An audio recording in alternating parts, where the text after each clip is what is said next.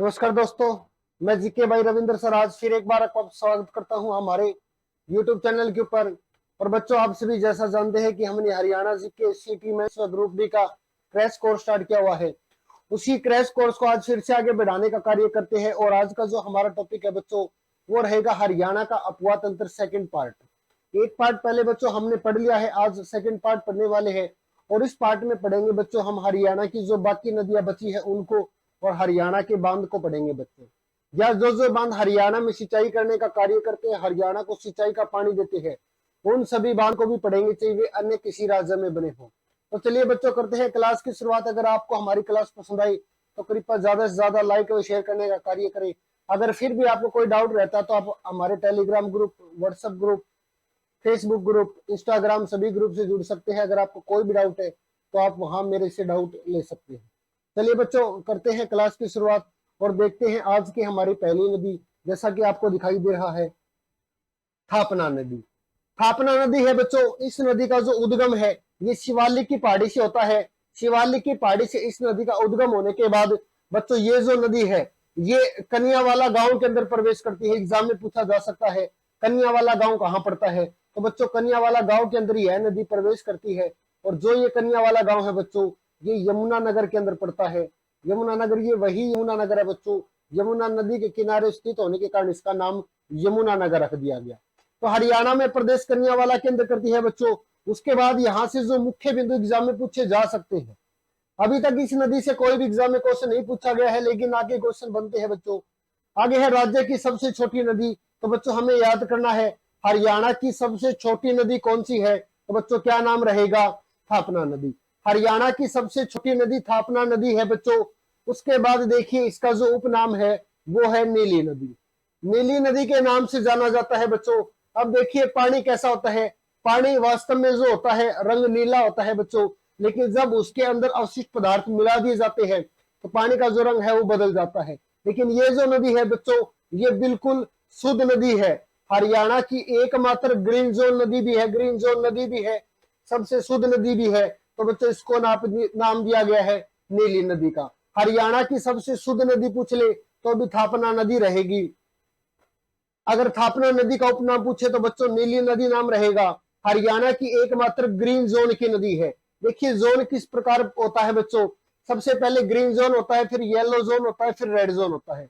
Red zone उस नदी को माना जाता है जो नदी हमारे वातावरण को देखते हुए सबसे ज्यादा प्रदूषित है, जिसको सबसे अधिक खतरा है। और जिसको कोई भी खतरा नहीं है बच्चों, वो किस जोन में शामिल होती है, ग्रीन जोन के अंदर शामिल होती है। तो अगर भविष्य में कभी भी आपसे एग्जाम में क्वेश्चन पूछा जाए कि हरियाणा की एकमात्र ग्रीन जोन नदी कौन सी है, तो बच्चों याद रखना है थापना नदी, जो शिवालिक की श्रेणी से निकलती है और हरियाणा के कन्यावाला गांव यमुना नगर में प्रवेश कर जाती है। मात्र 15 किलोमीटर लंबी हरियाणा की सबसे छोटी व शुद्ध नदी भी मानी जाती है। आगे देखिए नेक्स्ट क्वेश्चन। अब चलते हैं बच्चों हम दक्षिणी अपवाह तंत्र के ऊपर। ये जो अब नदियां पढ़ेंगे बच्चों हम, सभी की सभी जो नदियां है हमारी कौन से अपवाह तंत्र का भाग है, तो बच्चों हमारा जो दक्षिणी अपवाह तंत्र है, दक्षिणी अपवाह तंत्र का भाग है। याद रखना है जो भी दक्षिणी अपवाह तंत्र के भाग की नदियां होगी बच्चों, इन सभी का जो उद्गम है कहां से होगा, अरावली की पहाड़ी से होगा। अरावली की पहाड़ी से होगा। अरावली की पहाड़ी मुख्य रूप से राजस्थान में पड़ती है। तो हमारी जो कुछ अधिकतर जो नदियां है बच्चों, इनका उद्गम भी राजस्थान के अंदर से ही होता है। उसके बाद देखिए दक्षिण हरियाणा की सबसे महत्वपूर्ण नदी। तो बच्चों मोस्ट इंपोर्टेंट एग्जाम में बहुत बार पूछा गया है, दक्षिण हरियाणा की सबसे महत्वपूर्ण नदी कौन सी है, तो बच्चों नदी का नाम रहेगा साहिबी नदी। प्राचीन समय में इसी नदी को सोबी नदी के नाम से भी जाना जाता था। और बच्चों सोबी नदी का नाम क्यों दिया गया, क्योंकि ऐसा माना जाता था कि जो ये नदी है इस नदी की 100 सहायक नदियां होती थी, यानी कि 100 नदियां मिलाकर एक नदी को बनाती थी बच्चों। इसी कारण इसका जो नाम है साहिबी या सोहबी नाम रखा गया। उसके बाद देखिए उद्गम स्थल है बच्चों अरावली की पहाड़ी। अरावली की पहाड़ी आप सभी जानते हैं मुख्य रूप से राजस्थान में है।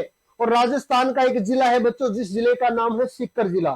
सीकर जिले में बच्चों एक मंदिर पड़ता है जिस मंदिर का नाम है दाराजी मंदिर। सीकर जिला है बच्चों। अगर बात की जाए डिस्ट्रिक्ट तो सीकर है। स्थान पूछ ले बच्चों, दाराजी का मंदिर है। और ये जो मंदिर कहाँ पड़ता है, अजीतगढ़ गांव के अंदर पड़ता है। यहाँ से इस नदी का बच्चों उद्गम होता है।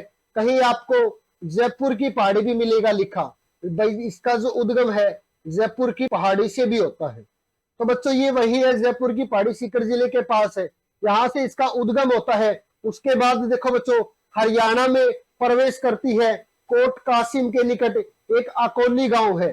कोट कासिम बच्चों यहाँ बिल्कुल दक्षिण में राजस्थान का गांव है, और उसके ऊपर एक अकोली गांव आता है। उसके पास बच्चों यह जो नदी है ये रेवाड़ी के अंदर प्रवेश करती है।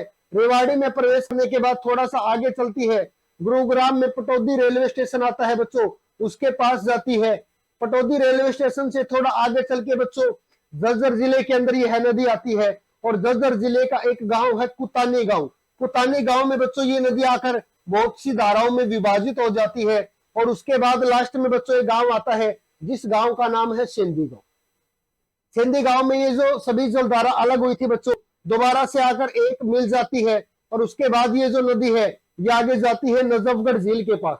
नजफगढ़ झील में जाती है, अधिकतर पानी अपना नजफगढ़ झील के अंदर डाल देती है बच्चों, और उसके बाद जो थोड़ा सा पानी बचता है वो अपना पानी ले जाके दिल्ली के अंदर एक नदी जाती है दिल्ली के पास से बच्चों, जिस नदी का नाम है यमुना नदी। यमुना नदी में अपना अधिकतर पानी डाल देती है, इसीलिए इसे कहा जाता है यमुना की सहायक नदी। तो याद रखना है बच्चों साहिबी नदी यमुना की सहायक नदी है, पटौदी में चलती है। पटौदी के बाद कुतानी गांव झज्जर में पड़ता है, जहां कई धाराओं में विभाजित हो जाती है। उसके बाद सभी धारा आगे जाके मिल जाती है बच्चों सेंधी गांव के पास, और आगे नजफगढ़ झील में अपना पानी डालती है। थोड़ा सा बचता है जो पानी वो जाकर यमुना नदी में डाल देती है, यमुना की सहायक नदी भी है। उसके बाद देखिए बच्चों इसका जो अन्य नाम है वो है नजफगढ़ नाला। तो बच्चों जो नजफगढ़ झील है, नजफगढ़ नाले की तरफ ये जो नदी है ये आगे जाती है, और नजफगढ़ नाला क्या है बच्चों दिल्ली के बीचों बीच आता है। और दिल्ली में इस नदी के बहने के कारण क्या है बहुत सारे जो अवशिष्ट पदार्थ है वो इस नदी के अंदर डाल दिए जाते हैं, जिस कारण इस नदी ने भी एक नाले का रूप ले लिया है, इसीलिए इसे नजफगढ़ नाला के नाम से भी जाना जाता है बच्चों। उसके बाद बात की जाती है लंबाई की, तो लंबाई की अगर बात की जाए बच्चों इसकी जो लंबाई है वो रहेगी 90 किलोमीटर। और बात की जाए प्रमुख इसकी सहायक नदी, ये यमुना की सहायक नदी है, लेकिन इसकी जो सहायक नदी है बच्चों उस नदी का नाम क्या रहेगा, इंदौरी नदी रहेगा। तो इंदौरी नदी से आज तक जितने भी क्वेश्चन पूछे गए वो सभी आपको इस स्लाइड के अंदर देखे जा रहे हैं बच्चों, यहीं से क्वेश्चन बनता है, यहीं से क्वेश्चन पूछे जाते हैं। तो हमें याद रखना है साहिबी नदी दक्षिण हरियाणा की सबसे महत्वपूर्ण नदी है। इसका जो नामांकन किया गया तो सहायक नदी होने के कारण सोबी या साहिबी नदी के नाम से जाना जाता है बच्चों। कोट कासिम के निकट अकोली गांव रेवाड़ी में प्रवेश करती है, रेवाड़ी के बाद गुरुग्राम में जाती है, गुरुग्राम के बाद झज्जर, झज्जर के बाद बच्चों दिल्ली में जाकर यमुना नदी में मिल जाती है। आगे चलिए नेक्स्ट देखते हैं इंदौरी नदी। इंदौरी नदी है 2018 में ग्रुप डी के एग्जाम में पूछा गया था बच्चों ये क्वेश्चन। 2018 का ग्रुप डी का जो एग्जाम था उसमें पूछा गया था बच्चों इंदौरी नदी का उद्गम कहां से होता है। और बहुत सारे ऐसे बच्चे थे मेरे हरियाणा के जिन्होंने बहुत सारों ने गलत आंसर दिया था बच्चों, क्योंकि उसमें ऑप्शन में था इंदौर से, और आपने पहले पढ़ा है कि इंदौर मध्य प्रदेश के अंदर पड़ता है। तो बच्चों एक इंदौर है जो हमारे मेवात जिले नू जिले के अंदर भी पड़ता है, वहां से इस नदी का उद्गम होता है। तो चलिए एक बार थोड़ा सा देख लेते हैं इंदौरी नदी के बारे में। सबसे पहले इंदौरी नदी का प्राचीन नाम के बारे में पूछा जाता है बच्चों, तो इस नदी का जो प्राचीन नाम है वो है अंशुमती नदी। अगर पूछ लिया जाए इंदौरी नदी का प्राचीन नाम क्या है तो अंशुमती नदी इंदौरी नदी का प्राचीन नाम है। उसके बाद बच्चों उद्गम स्थल, तो उद्गम स्थल होता है इंदौर के किले के पास। इंदौर का किला कहाँ पड़ता है बच्चों, मेवात में पड़ता है, और मेवात का वर्तमान नाम क्या है, नुहू है। इंदौर के किले के पास इस नदी का बच्चों उद्गम होता है, इसीलिए इस नदी का जो नाम है वो इंदौरी नदी नाम रखा गया है। उसके बाद देखिए बच्चों मेवात या नू से इंदौर नामक स्थान से निकलने के बाद ये जो नदी है ये नदी दो भागों में विभाजित हो जाती है बच्चों। एक जो भाग आता है इसका वो कोट कासिम के निकट बच्चों, अभी हमने पढ़ा था कोट कासिम के निकट से एक हमारी नदी गुजर रही थी जिस नदी का नाम है साहिबी। एक जलधारा को वहां साहिबी के अंदर डाल देती है, और एक जलधारा है बच्चों पटौदी के पास से साहिबी नदी के अंदर डाल देती है। इसीलिए इस नदी को बच्चों साहिबी नदी की सहायक नदी भी माना जाता है। तो याद रखना है, इंदौर के किले के पास नुहू या मेवात से इंदौरी नदी निकलती है। प्राचीन नाम अंशुमती नदी है। बात की जाए सहायक नदी किसकी है बच्चों, तो सहायक नदी किसकी है, साहिबी की। सहायक नदियां क्या होती है, तो सहायक नदियां वो नदियां होती है जो अपना पानी किसी और नदी के अंदर डाल देती है, उसकी सहायता करती है बहने में, उसी की सहायक नदी हो जाती है। अगला है बच्चों कृष्णावती या कसौती नदी, एग्जाम में पूछा जा सकता है। कृष्णावती नदी को अन्य किस नाम से जाना जाता है, तो बच्चों कसौती नदी के नाम से जाना जाता है। बात की जाती है उद्गम स्थल की, तो ये जो नदी है बच्चों, इस नदी का उद्गम राजसमंद जिला है जो हमारा राजस्थान के अंदर पड़ता है। राजसमंद जिला है जो राजस्थान के अंदर पड़ता है। राजसमंद जिले से इस नदी का बच्चों उद्गम होता है। और उसके बाद देखिए राजसमंद जिले के अंदर एक तांबे की खान है बच्चों, जिसका नाम है दरीबा तांबे की खान। अब देखो राजसमंद जिला बहुत बड़ा जिला है बच्चों, इस जिले पे यहाँ पहाड़ी है और इस इतनी बड़ी पहाड़ी के ऊपर बच्चों एक तांबे की खान है। इस तांबे की खान से इस नदी का उद्गम होता है बच्चों, और उद्गम होने के बाद क्या होता है बच्चों, इस नदी का उद्गम हो जाता है और जहां से उद्गम होता है उसे दरीबा तांबे की खान के नाम से जाना जाता है, जो अरावली पहाड़ी का ही भाग है। उसके बाद देखिए बच्चों हरियाणा में जो प्रवेश करती है, दो गांव है, एक गांव है बदांती व दूसरा है दोस्तपुर। बदांती व दोस्तपुर गांव के निकट बच्चों नारनौल में यह नदी प्रवेश करती है महेंद्रगढ़ जिले के अंदर, और कुछ लंबाई लगभग 30 किलोमीटर लंबी बहने के बाद बच्चों ये जो नदी है महेंद्रगढ़ के अंदर ही वर्तमान में विलुप्त हो जाती है। लेकिन जब थोड़ा सा बरसात का मौसम आता है तो थोड़ा सा और मार्ग तय कर लेती है बच्चों। ये सारी की सारी जो हमारी दक्षिण हरियाणा की नदियां है, ये बारिश के ऊपर डिपेंड करती है, बरसाती नदियां है बच्चों। जब बारिश का मौसम चला जाता है तो इन नदियों के अंदर पानी की बूंद भी नहीं देखने को मिलती। अगला क्वेश्चन देखिए, नेक्स्ट देखते हैं। अगली नदी है बच्चों हमारी दोहान नदी। सबसे पहले एग्जाम में पूछा जाता है दोहान नदी का प्राचीन मान्यताओं के अनुसार उद्गम कहां से माना जाता है। तो बच्चों प्राचीन मान्यता के अनुसार इस नदी के बारे में ऐसा माना जाता है कि यह नदी भृगु ऋषि की पत्नी दिव्य पोलिमा थी, उसके नेत्रों से निकली थी बच्चों।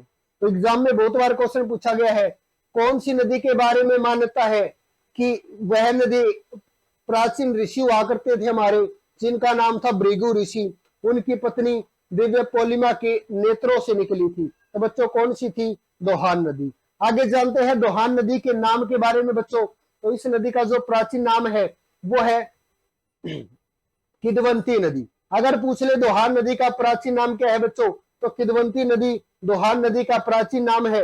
हरियाणा में प्रवेश कहाँ करती है बच्चों, तो हरियाणा में प्रवेश करती है महेंद्रगढ़ के अंदर। महेंद्रगढ़ में प्रवेश करने के बाद बच्चों गुरुग्राम में जाती है, और गुरुग्राम से होते हुए बच्चों रेवाड़ी, गुरुग्राम से होते हुए एक गुरुग्राम का स्थान है बच्चों, जिस स्थान का नाम है बसई। आपने बसई आर्द्र भूमि भी अवश्य सुनी होगी। बसई गांव है और बसई आर्द्र भूमि तक इस नदी का माना जाता था कि यह नदी वहां तक बहती थी। बसई गांव कहाँ पड़ता है, तो बच्चों गुरुग्राम के अंदर पड़ता है, याद रखना है।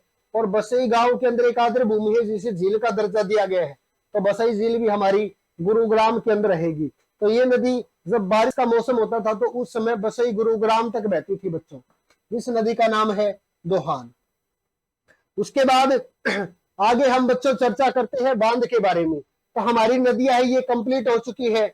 मैं एक बार आपसे थोड़ी सी राय भी लेना चाहूंगा बच्चों, अगर आपको हमारी क्लास पसंद आई तो ज्यादा से ज्यादा शेयर व कमेंट में लाइक करने का आप कार्य कर दे बच्चों। और अगर आपको नदी में कोई भी डाउट है तो आप मेरे को कमेंट करने का बताने का प्रयास करें, ताकि कोई भी एक नदी का आपको डाउट है मैं दोबारा से आपको समझाने का कार्य करूं। अब बच्चों हम पढ़ेंगे बांध, और सबसे पहले अगर हम बांध पढ़ रहे हैं तो उस बांध के बारे में बच्चों जानना जरूरी है कि बांध होता क्या है। देखो बच्चों बांध एक ऐसा अवरोध है, अवरोध का मतलब होता है बच्चों रोकने का स्थान, जो बहते हुए पानी को रोकता है। कि देखो कोई भी नदी है बच्चों ये इस प्रकार बह रही है। अब इस नदी का अगर हमें पानी एक जगह रोकना है तो क्या करना पड़ेगा बच्चों, आगे बांध बनाना पड़ेगा। इस बांध में इस नदी का पानी रुक गया और आगे ये नदी चलेगी। अब देखिए बच्चों बहते हुए पानी को रोकता है कौन, बांध रोकता है। अब देखिए बहते हुए पानी को रोका क्यों जाता है, आखिर जो बांध है बांध का निर्माण क्यों किया जाता है बच्चों, किस उद्देश्य से बांध का निर्माण किया जाता है? तो देखिए उद्देश्य क्या है, नदियों को बाढ़ से बचाना। मान के चलिए ये हमारी नदी है, इस नदी के अंदर बहुत अधिक पानी हो गया बच्चों, बाढ़ आने की संभावना है, तो क्या होगा, इस नदी के पानी को बांध के अंदर खोल दिया जाएगा। बांध के अंदर पानी जाने के बाद जो ये नदी है, ज्यादा पानी बह रहा था बच्चों, तो कुछ समय के लिए इसके अंदर थोड़ा पानी हो जाएगा, तो क्या है, हमारी नदी बाढ़ से बच जाएगी। उसके बाद देखिए नदियों से नहरें निकालना, बिल्कुल सही बात है। मान के चलिए बच्चों ये नदी बह रही है बिल्कुल सीधा, ये नदी इस प्रकार बह रही है। अब ये नदी बहेगी है, ये तो है नहीं बच्चों, हम नदी को थोड़ा सा तोड़ के वहां से एक अलग नहर निकाल देंगे, ऐसा कभी भी नहीं हो सकता, क्योंकि अगर नदी थोड़ी सी भी टूट गई तो बच्चों हर जगह पर वो टूट जाएगी। अगर थोड़ी सी टूटी तो हर जगह पे टूट जाएगी। इसीलिए बच्चों क्या करना पड़ेगा, हमें बांध बनाना पड़ेगा। बांध से क्या होगा बच्चों, वहां बांध से नदी का पानी स्टोर करके यहाँ इस प्रकार बांध बनाया, तो यहाँ से क्या निकालनी पड़ेगी बच्चों, यहाँ से हम नहर निकाल सकते हैं जो हमारे सिंचाई की आपूर्ति को पूरा करेंगे। उसके बाद देखिए सिंचाई के उद्देश्य से, तो बच्चों सिंचाई के उद्देश्य से नहरें निकाली जाती है, और ये नहरें क्या करती है, सिंचाई का कार्य करती है। अन्य है मत्स्य पालन हेतु व जल विद्युत उत्पादन हेतु। अगर जल से हमें विद्युत का उत्पादन करना है बच्चों, तो भी बांध की आवश्यकता पड़ेगी। अगर हमें मत्स्य पालन उत्पादन करना है बच्चों, तो भी हमें बांध बनाना पड़ेगा, एक जगह पानी को स्टोर करना पड़ेगा, और फिर उसके अंदर हम मत्स्य पालन या विद्युत का उत्पादन कर सकते हैं। तो ये सभी मेन उद्देश्य है बच्चों, जो बांध बनाने के उद्देश्य है। उसके बाद देखिए नेक्स्ट देखते हैं हम, अगला है ताजे वाला बांध। सबसे महत्वपूर्ण बांध है बच्चों हरियाणा का, जिसमें हरियाणा में सबसे मुख्य रूप से पानी देने का कार्य किया था बच्चों।